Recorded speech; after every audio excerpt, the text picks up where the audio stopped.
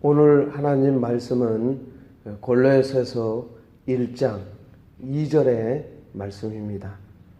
골로새서 1장 2절의 말씀 제가 봉독하겠습니다. 골로새에 있는 성도들 곧 예수 그리스도 안에서 신실한 형제들에게 편지하노니 우리 아버지 하나님으로부터 은혜와 평강이 너희에게 있을지어다. 아멘. 신실한 성도들이란 제목으로 하나님 말씀을 증거하도록 하겠습니다. 사도 바울은 우리 그리스도인들은 어떤 사람들인지 골로새 교회 성도들에게 밝히고 있습니다.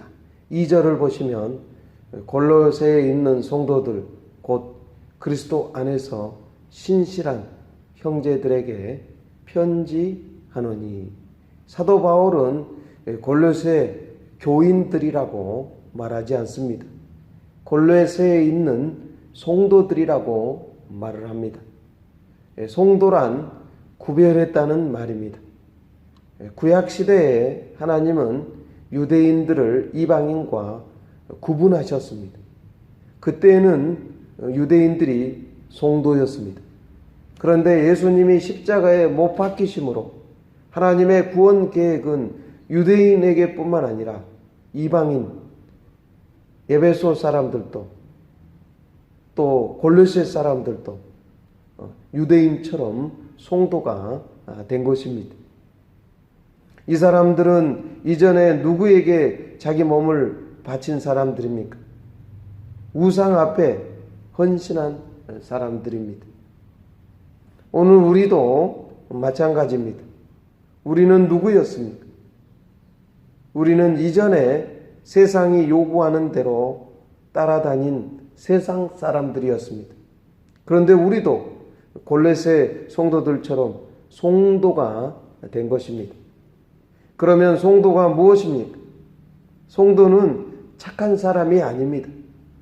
성도는 가난한 곳에 가서 먹을 것을 전해주고 같이 아파하는 사람이 아닙니다. 성도는 그리스도 안에, 예수님 안에 예수님을 믿는 사람입니다. 어떤 사람은 이렇게 말합니다. 나는 예수님을 나의 구주로 믿습니다. 그러나 나는 성도라고 하기에는 너무나 거리가 멉니다. 앞으로 성도가 되도록 노력하겠습니다. 왜 그런 생각을 합니까?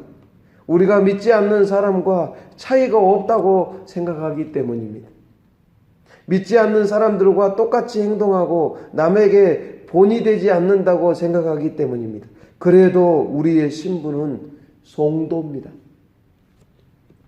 한때 우리나라를 통치했던 전직 대통령이 있습니다.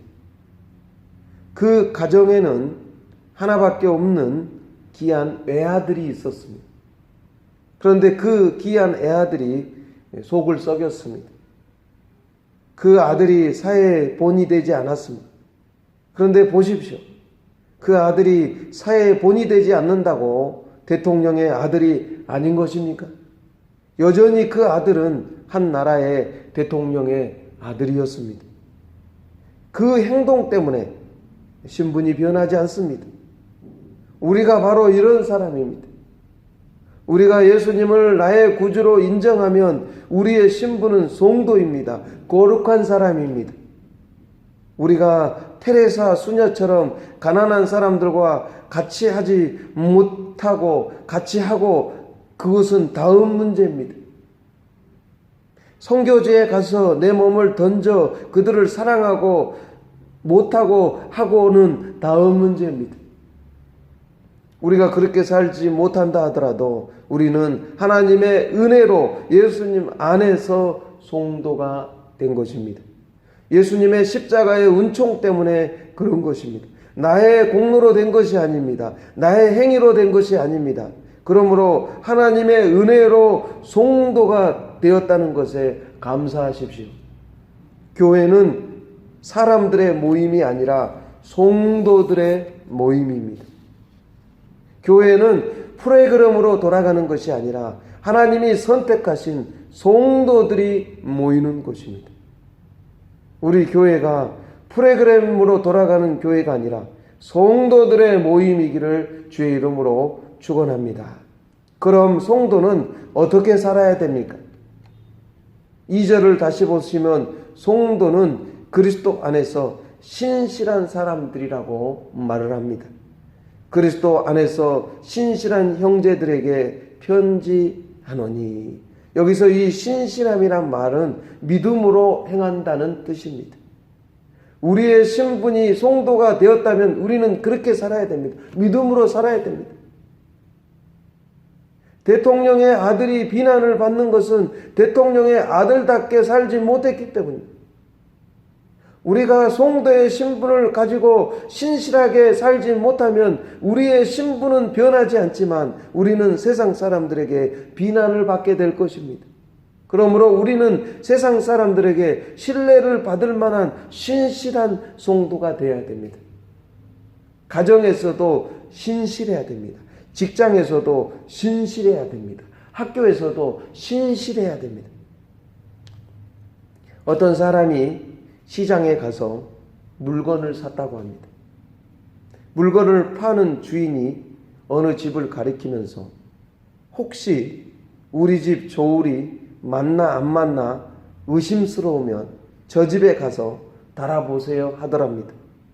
저 집은 예수 믿는 집이니까 저 집에 가서 달아보면 우리 집 조울이 맞나 안 맞나 알 거예요 하더랍니다. 그 성도님이 얼마나 시장에서 정직하기로 소문이 났으면 모든 조울이 의심나면 그 집에 가서 달아보라고 하겠습니까? 이런 사람이 신실한 성도입니다. 우리는 어디에서나 신실한 성도입니까?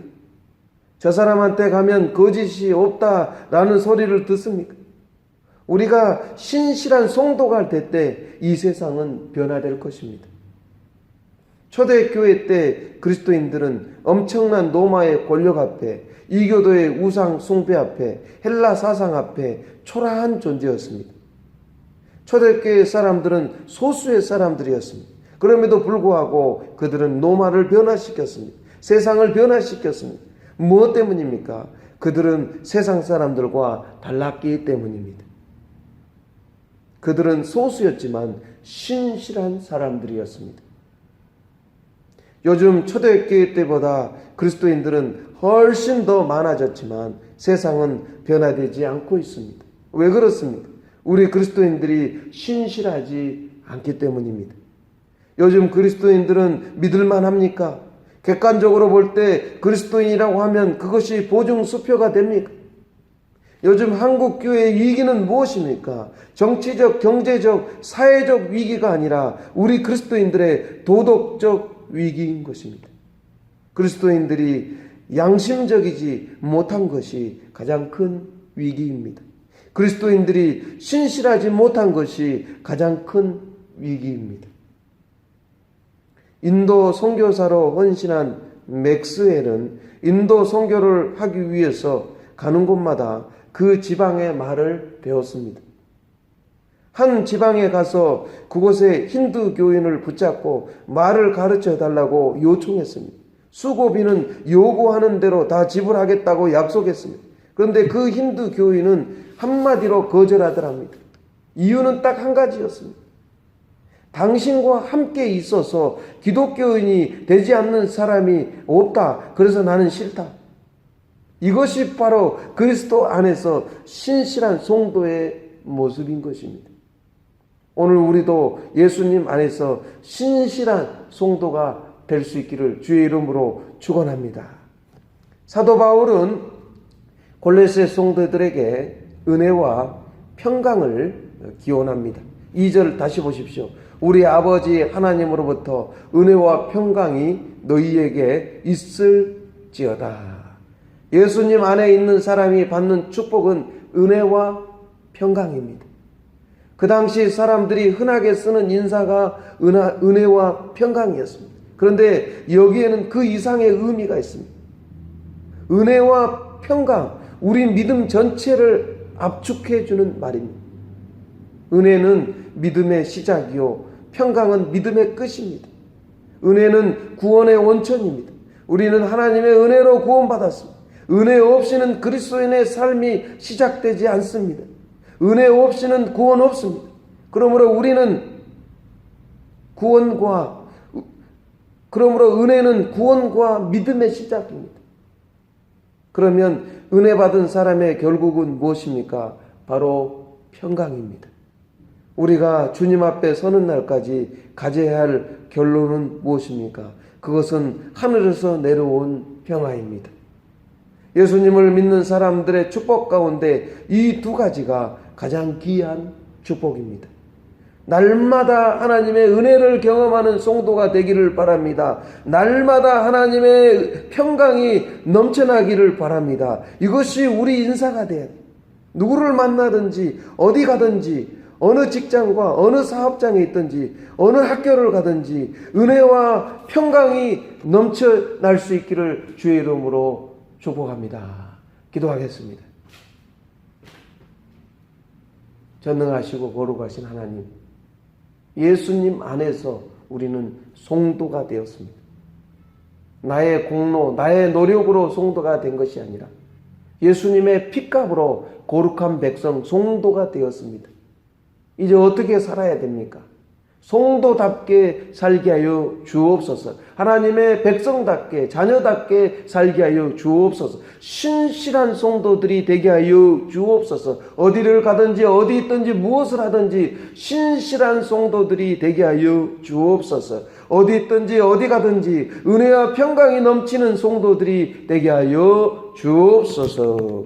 예수님의 이름으로 감사하며 기도하옵나이다. 아멘.